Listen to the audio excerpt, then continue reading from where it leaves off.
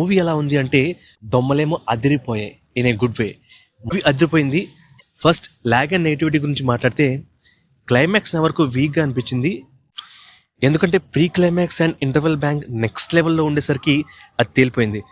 And lag వచ్చేసరికి క్లైమాక్స్లో అఖండ గురించి ఒక హైప్తో కూడిన డైలాగ్ పెట్టారు, అంటే ఒక ఎలివేషన్ లాగా.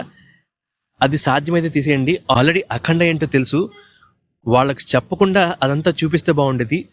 బట్ మిగతా చోట్ల కూడా డైలాగ్స్ ఉంటే అక్కడ బాగుంటాయి, లాజికల్గా ఉంటాయి. హిస్టరీ క్లాస్ లాగా స్టార్ట్ చేసి థాట్ ప్రొవోకింగ్గా బాగానే ఉన్నాయి. And Muralikrishna anti gravity fights అఖండకు సెట్ అవుతాయి, కానీ మురళీకృష్ణకు అలాంటి ఫైట్స్ లేకుండా పెట్టుంటే బాగుండేది. సో ఇప్పుడు దృష్టి మొత్తం పోయింది. ఇప్పుడు మనం మెయిన్ థింగ్ గురించి మాట్లాడుకుంటే మూవీ నెక్స్ట్ లెవెల్లో ఉంది. జాజిగాయ సాంగ్కి దాని సిచ్యువేషన్, దానికి ముందు సీన్ సూపర్గా ఉంటుంది. అఖండకు ఎందుకని ఆ పవర్స్ ఉంటాయి అనేది ఈసారి చాలా పద్ధతిగా లాజికల్గా చూపించారు. దాంతో అఖండ ఏం చేసినా చెల్లుతుంది. Interval bank pre climax fights next level. ఎంత చెప్పుకున్నా తక్కువే.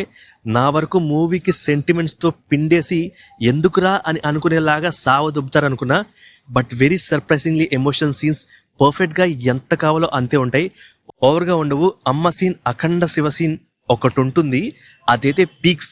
ఫ్యామిలీ ఆడియన్స్ బ్రహ్మరథం కడతారు. మదర్ సెంటిమెంట్ నెక్స్ట్ లెవెల్లో వర్క్. అండ్ ఆ అఖండ చేతిలో భస్మం రావడం, ఆ scene is peak detailing. And గంగార్పణం చేయడం, అదంతా బాగుంటుంది. అటు ఫ్యాన్స్కి, ఇటు మూవీ లవర్స్కి, ఫ్యామిలీ ఆడియన్స్కి ఆల్ టైమ్ వర్కౌట్ అయ్యే మూవీ ఇది.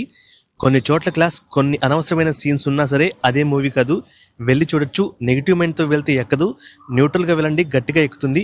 ఫైనల్గా నా వరకు మూవీ బాగుంది, నచ్చింది.